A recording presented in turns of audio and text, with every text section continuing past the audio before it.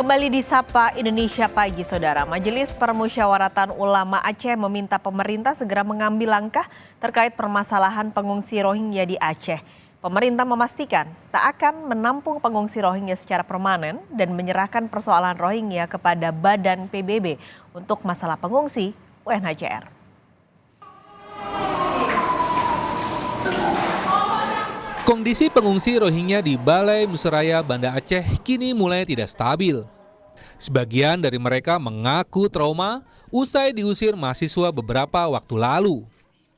Meski demikian, sejumlah pihak terus memberikan bantuan makanan dan bantuan lainnya. Pemerintah pun diminta segera mengambil langkah nyata terkait keberadaan pengungsi Rohingya di Aceh.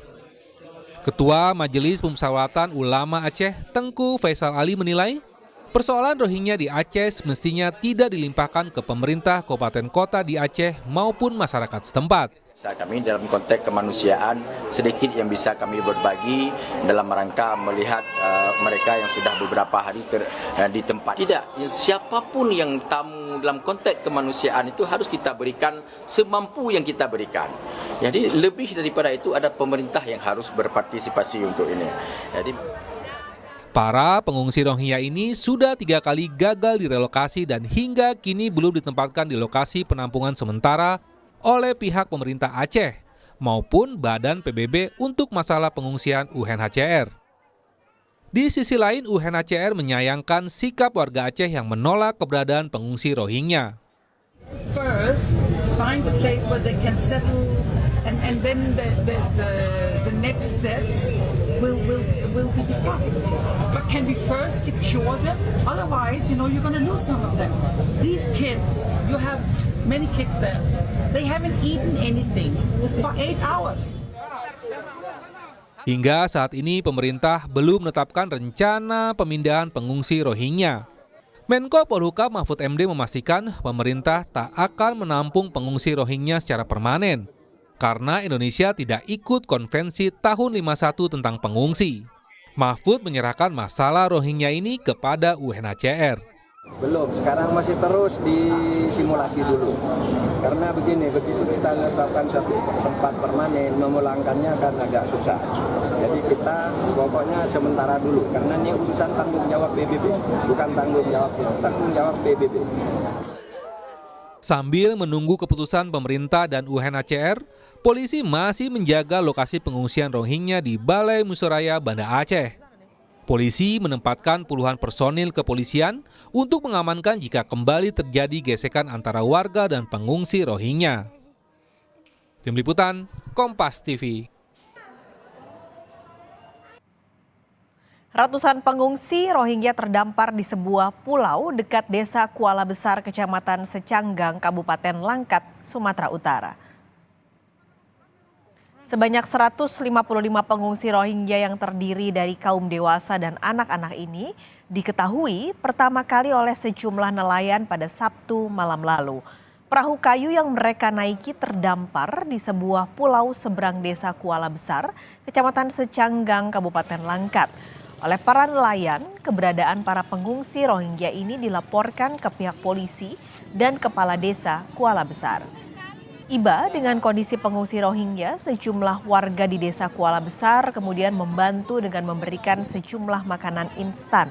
Tidak hanya itu, sejumlah pakaian juga disumbangkan warga kepada pengungsi. Untuk sementara pemerintah belum membawa orang ini, ya kami sebagai warga sangat kasihan lah Pak, dengan orang ini, pedulilah kami, sedikit-sedikit lah kami, mana yang lebih rezekinya bisa memberikan kemari. Apa aja yang dibawa kemari Pak? Kalau tadi pagi ada warga Desa Kuala Besar masakkan nasi, masakkan Indomie, bahkan obat-obatan, bahkan menteri pun tadi ada kami turunkan kemari untuk mana yang sakit mengobatinya. Lalu saudara, bagaimana sebenarnya penanganan konflik pengungsi Rohingya yang terjadi saat ini harus dilakukan oleh pemerintah? Kita sudah terhubung dengan pakar hukum internasional sekaligus rektor Universitas Jenderal Ahmad Yani, Profesor Hikmahanto Juwana. Mas Hikmahanto, selamat pagi. Selamat pagi, pas sekali sehat ya. Sehat. Di awal tahun ini kita masih berkutat dengan permasalahan Rohingya, pengungsi Rohingya ini. Kita tahu Mas Hikmahanto, Indonesia tidak meratifikasi Konvensi Jenewa 1951 yang artinya sebenarnya tidak punya kewajiban untuk menerima pengungsi. Dengan kondisi saat ini, apa yang harus dilakukan? Pertama perlu saya sampaikan ya, bahwa informasi dari Polda di Aceh dikatakan bahwa mereka ini sebenarnya etnis Rohingya bukan berasal dari Myanmar, bukan dari negara bagian Rakhine yang dipersekusi.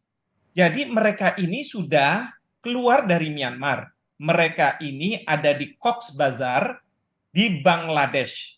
Jadi di Bangladesh, pemerintah Bangladesh sudah bekerja sama dengan UNHCR untuk melakukan penampungan terhadap para etnis Rohingya. Ada sebagian yang sudah diverifikasi, ada yang masih banyak lagi. Dan jumlah mereka sudah jutaan di Bangladesh. Nah, sebagian dari mereka ingin mendapatkan suasana yang lebih baik, yang lebih nyaman. Karena menurut mereka Cox's Bazar ini tidak, kam-kam yang ada di sana tidak memadai. Sehingga apa? Menurut Polda Aceh dikatakan bahwa security kam di Cox's Bazar ini ada permainan. Jadi mereka membayar pihak-pihak tertentu, lalu menaiki kapal, lalu kemudian pergi keluar dari Cox's Bazar, dari Bangladesh. Jadi situasi mereka ini bukan sedang dikejar-kejar atau dipersekusi sebagaimana definisi dari pengungsi. Nah, kemudian mereka tidak bisa masuk ke Malaysia karena Malaysia sudah menutup rapat. Nah, sebagian besar masuk ke Indonesia. Nah, disinilah kemudian masalah muncul. Sebenarnya permasalahan ini sudah lama ada di Indonesia. Nah, ketika pemerintah mengatakan kita hanya menampung sementara, seberapa sementara? Pertanyaan itu penting karena sementara itu ada yang sudah tahunan, bahkan belasan tahun. Jadi pertanyaan kita adalah, kalau sementara seperti itu, saya khawatir bahwa mereka akan keluar, akhirnya mencari mata pencaharian di Indonesia, dan kemudian mendapatkan KTP-KTP palsu. Dan ini membahayakan, karena ingat ya, jumlah yang di Cox's Bazar itu jutaan orang. Kalau mereka nanti berkirim surat ke Cox's Bazar bahwa di Indonesia kita lebih baik, lebih bisa terakomodasi, ayo sekarang kita datang. Artinya apa?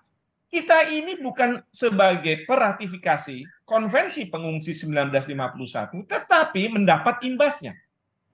Sekarang kita tentu, saya sudah sangat dukung apa yang disampaikan oleh Prof. Mahfud sebagai Menko Polhukam, karena menurut Perpres 125 2016 memang Menko Polhukam lah yang menjadi aktor sentral dalam permasalahan ini. Saya dukung bahwa ini untuk sementara. Sekarang kita bilang sama UNHCR dan negara-negara peratifikasi Konvensi 1951, termasuk salah satunya adalah Australia, kapan mereka akan menerima para pengungsi ini? Ya, kalau misalnya mereka dianggap sebagai pengungsi, kapan? Karena kebijakan dari pemerintah Australia misalnya, kita tahu mereka tidak mau menerima. Bahkan banyak yang katakanlah dari Indonesia masuk secara ilegal, itu didorong keluar dan dikembalikan ke Indonesia. Nah, di sini kita tentu seperti Prof. Mahfud katakan, kita minta supaya negara-negara peratifikasi pengungsi mereka camp. Kita bukan sebagai negara peratifikasi. Kalau kita sebagai negara peratifikasi, bahayanya adalah mereka-mereka ini setelah di-screening dan kemudian memenuhi persyaratan sebagai pengungsi, harus kemudian di-resettle di Indonesia sebagai negara peratifikasi, kalau kita peratifikasi. Dan kemudian bisa jadi warga negara. Padahal kita masih banyak rakyat kita yang miskin. Rakyat yang masih membutuhkan uang. Rakyat yang masih membutuhkan makan, minum, dan lain sebagainya. Kita lihat tadi ada masyarakat di Medan akhirnya memberi makanan mereka. Saya setuju sekali, kita harus lakukan itu. Tetapi juga perlu diingat, masyarakat di Indonesia yang butuh makanan, minuman, itu yang sehari-hari kita lihat, kok kita tidak bantu? Kok kita tidak care terhadap mereka? Apa karena mereka ini warga kita sendiri? Biarkan mereka hidup mencari sesuap nasi sendiri. Ini yang proses ketidakadilan. Dan saya sangat kecewa dengan UNHCR yang selalu mengatakan bahwa ini masalah Indonesia, ini harus ditangani oleh Indonesia. Sama sekali ini bukan urusan Indonesia, ini urusan internasional. Ya, seperti Prof. Mahfud katakan, ini masalah internasional yang harus diselesaikan oleh UNHCR. Kalaupun mereka sekarang masuk, ya berarti kita harus tolong mereka secara kemanusiaan. Artinya Mas Hikmanto, maaf saya potong. Jadi ini juga kesannya sepertinya pemerintah tidak bergerak cepat untuk mengatasi masalah ini. Di saat yang sama pintu-pintu masuk di Aceh ini terbuka lebar sehingga tetap ada yang masuk begitu melalui kapal-kapal. Jadi sebenarnya gimana? Harus apa sekarang gerak pemerintah untuk mengatasi masalah ini sebelum ada konflik yang lebih besar dengan masyarakat di sana? Ya, jadi pemerintah pusat menurut saya harus segera turun. Prof. Mahfud harus segera turun berkoordinasi. Tadi betul pemerintah daerah mengatakan bahwa ini sebenarnya masalah pemerintah pusat.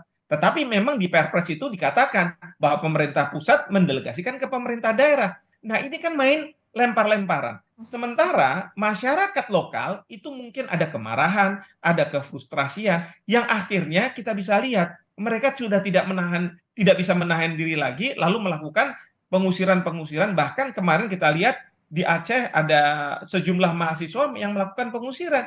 Ini yang katakanlah harusnya menjadi atensi. Lalu kemudian untuk tidak kecolongan-kecolongan lagi, otoritas di laut, apakah itu Bakamla, TNI Angkatan Laut dan lain sebagainya, Ditjen Imigrasi yang punya kapal-kapal laut, bahkan Polri harus juga mengawasi masalah pergerakan dari pendatang-pendatang gelap ini. Nah, kalau perlu kita perlu bantu kasih bantuan. Nanti diteruskan saja. Tujuan mereka sebenarnya ke Australia, bukan ke Indonesia. Kita kasih bantuan untuk kemudian kita dorong terus ke Australia. Nah, karena apa? Australia adalah anggota dari Konvensi Pengungsi tahun 1951. Nah, kita katakan ya silahkan saja, kita hanya membantu. Ya, kira-kira seperti itu. Oke, ini berarti saat ini yang harus dilakukan adalah berkoordinasi dengan Australia sebagai negara terdekat penerima suaka dan juga meratifikasi Konvensi Jenewa dan juga UNHCR, Mas Hikmanto. Betul sekali. Ini solusi yang harus ditempuh oleh pemerintah Indonesia. Saya berharap Ibu Menteri Luar Negeri melakukan komunikasi dengan Menteri Luar Negeri di Australia dan membahas permasalahan ini. Bagaimana berapa jumlah yang kita harus bantu untuk bisa sampai ke Australia dengan selamat ya dan tidak membahayakan jiwa-jiwa mereka seperti itu. Jika Mas kemungkinan terburuk terjadi ketika Australia akhirnya menolak dan menutup pintu, lalu bagaimana? Atas dasar apa Australia menolak? Karena dia adalah peratifikasi dari Konvensi Pengungsi 1951, sementara kita tidak. Dan kalau Australia menolak, mereka sepanjang para etnis Rohingya ini sudah diverifikasi oleh UNHCR dan sudah berstatus sebagai pengungsi, mereka terkena aturan prinsip dalam hukum internasional tidak boleh mendorong kembali ke misalnya negara asalnya. Ya, jadi itu prinsip non-refoulement. Jadi itulah pasal 33 dari konvensi yang harus diperhatikan oleh Australia. Jadi jangan kemudian sekarang ini kan Australia pintar. Dia memberikan uang yang banyak ke yang namanya International Organization for Migration itu IOM. IOM itu UNHCR dapat uang lalu kemudian ditaruh di Indonesia. Ya memang uangnya uang misalnya makan dan lain sebagainya ditanggung oleh UNHCR dari uang-uang ini. Tetapi kan kita harus menjaga mereka supaya mereka tidak lari. Kalau lari, kemudian mereka mencari penghidupan, lalu kemudian dia bekerja sebagai buruh kasar, berhadapan dengan buruh kita yang kalau perusahaan terkena ketentuan UMR. Kalau mereka ini kan tidak terkena UMR, nanti yang saya khawatirkan perusahaan-perusahaan Indonesia akan mempekerjakan mereka. Nah, kalau kayak begini, bagaimana tanggung jawab pemerintah yang katanya harus membuka lapangan pekerjaan bagi warga negaranya? Belum lagi mereka-mereka ini bisa menjadi kecemburuan sosial di masyarakat, terjadi konflik horizontal. Karena kalau mereka sudah mendapat status sebagai pengungsi tapi belum diserap di negara ketiga, oleh UNHCR mereka akan digaji.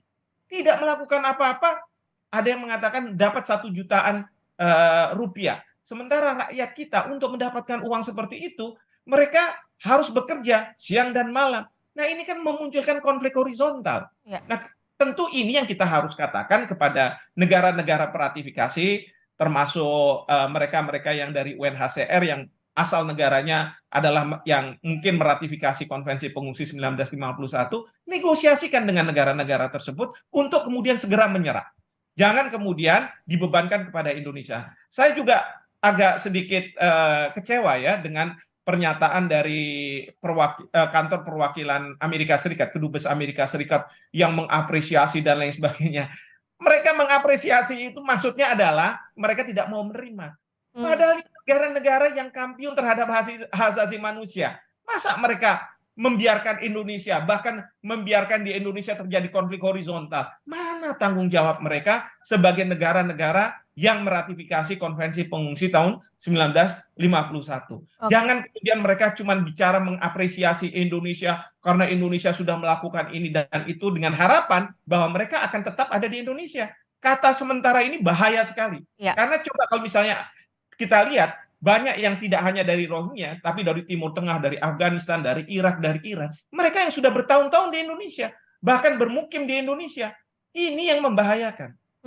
Ini juga sebenarnya kalau lihat UNHCR sebagai lembaga yang bertanggung jawab pada para pengungsi ini, ada beberapa informasi yang kita baca gitu ya Mas Hikmanto, bahwa PBB atau UNHCR ini menilai ada misinformasi soal masalah pengungsi ini, lalu disusupkan juga soal kampanye ujaran kebencian. Ini bagaimana? Apakah kita bisa seperti apa ya, menyentil UNHCR gitu untuk ayo dong gitu, ini kita harus bekerja sama mengurusin masalah ini. Ya begini, ini yang saya sayangkan dari UNHCR.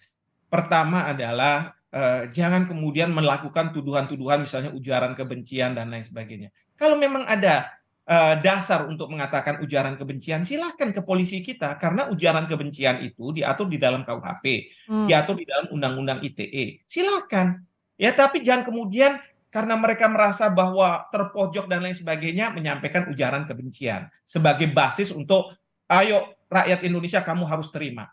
Nggak bisa seperti itu. Rakyat kita sama juga seperti negara mereka. Kalau misalnya negara yang meratifikasi Konvensi Pengungsi itu didatangi oleh etnis Rohingya, saya yakin mereka pun akan melakukan penolakan. Apakah kemudian UNHCR akan mengatakan bahwa mereka ini negara-negara yang memberikan ujaran kebencian? Itu pertama. Yang kedua, saya katakan ini merupakan intervensi dari UNHCR. Kenapa? Karena di dalam alam demokrasi, satu fakta memang bisa dilihat dari berbagai perspektif. Kan boleh masyarakat menyampaikan pandangan dan lain sebagainya. Jangan kemudian dianggap sebagai ujaran kebencian. Memang ada batasnya. Kalau ujaran kebencian itu sudah masuk hal yang sifatnya kriminalitas, dan itu harus ada proses hukum, mulai dari kepolisian, kejaksaan, sampai kemudian pengadilan yang akan memutus. Tetapi nggak boleh kalau misalnya mengatakan atas nama ya kepentingan mereka, lalu orang yang berpandangan berbeda itu dianggap melakukan ujaran kebencian. Kita ini belajar dari negara-negara maju loh. Negara-negara yang katakanlah menjadi peratifikasi dari Konvensi Pengungsi 1951. Yang mereka mengatakan Indonesia harus demokratis, Indonesia harus bisa menghormati pandangan. Sekarang kalau sudah seperti ini, tiba-tiba mereka mengatakan, oh tidak tepat kalau misalnya Indonesia melakukan seperti itu, karena ini merupakan suatu ujaran kebencian dan lain sebagainya. Saya katakan, kalau sudah sampai hal seperti ini UNHCR katakan, maka dia sudah masuk ke kedaulatan kita, sudah melakukan intervensi, dan layak bagi mereka-mereka petinggi-petinggi UNHCR untuk dipersona non gratakan oleh pemerintah Republik Indonesia, diusir. Nggak boleh seperti itu. Kalau mereka punya bukti dan lain sebagainya, silahkan mereka datang ke pihak kepolisian untuk melaporkan hal ini. Demikian. Artinya, selain kita membuka komunikasi dengan Australia sebagai negara tetangga terdekat dan juga UNHCR, bisakah solusi lain, Mas Hikmanto, di internal kita, di domestik kita menutup atau memperketat begitu keamanan dan pintu-pintu masuk, celah-celah yang bisa dimasuki oleh para pengungsi? Ya, sebaiknya memang diperketat. Kalau Malaysia bisa, kenapa Indonesia tidak bisa? Pertanyaannya kan seperti itu. Lalu yang kedua, kalau mereka yang sudah ada di sini, kita kembalikan saja ke Cox's Bazar, ya, bekerja sama dengan UNHCR. Jadi dalam Perpres 125 pasal 43 huruf C dikatakan bahwa kalau misalnya mereka-mereka ini tidak memenuhi kualifikasi sebagai pengungsi, bisa dikembalikan, ya. Kembalikan, bisa kita bekerja sama dengan Myanmar. Kalau sama Myanmar kan mungkin Myanmar tidak mau menerima mereka lagi, ya sudah, kita akan bicara dengan UNHCR. Toh ini sebenarnya ada di Cox's Bazar di Bangladesh. Jadi kita bisa kembalikan mereka ke sana. Sama kok kalau misalnya di Indonesia ada tempat penampungan, lalu ada 1, 2 atau beberapa yang keluar dari tempat penampungan, kan tentu kita akan kembalikan ke tempat penampungan. Tempat penampungan yang ada itu kan di Bangladesh, di Cox's Bazar. Nah, ini yang kita harus minta. Lalu yang berikutnya adalah saya setuju dengan Bapak Presiden untuk untuk menyampaikan kepada pihak aparat penegak hukum kita, perketat dan tegakkan ketentuan mengenai TPPO, tindak pidana penyelundupan orang, ya, perdagangan penyelundupan orang. Karena apa? Karena ternyata ini ada mafia-mafianya. Dan bukan tidak mungkin itu dari mereka-mereka ya yang dari etnis Rohingya juga, ya, yang kemudian dia tahu bahwa dia sudah lama di sini di Indonesia, lalu berkenalan dan lain sebagainya, kenal dengan oknum-oknum, lalu kemudian memasukkan. Dan itu sudah disinyalir juga oleh Bapak Menko Polhukam menyampaikan hal ini. Jadi itu yang menurut saya perlu dilakukan, dan kita harus memastikan bahwa kalaupun di tempat penampungan jangan sampai mereka keluar. Karena pengalaman yang lalu-lalu ditaruh di tempat penampungan, mereka akhirnya lari keluar. Saya khawatir ini akan jadi konflik horizontal dan kemudian masyarakat main hakim sendiri, sehingga apa? Masyarakat melakukan tindakan pidana yang sebenarnya sejatinya ini masalahnya adalah pemerintah yang harusnya bertanggung jawab. Rakyat itu melakukan tindakan ini karena apa? Pemerintah tidak sigap gitu. Karena di samping kemanusiaan yang tentu tidak bisa kita kesampingkan, ada hal-hal lain, jangan sampai tadi konflik horizontal dengan masyarakat lokal dan masyarakat domestik terjadi karena permasalahan ini. Prof. Hikmahanto, terima kasih sudah berbagi pagi ini di Sapa Indonesia Pagi. Sampai ketemu lagi, sehat selalu Prof. Baik, terima kasih. Selamat pagi.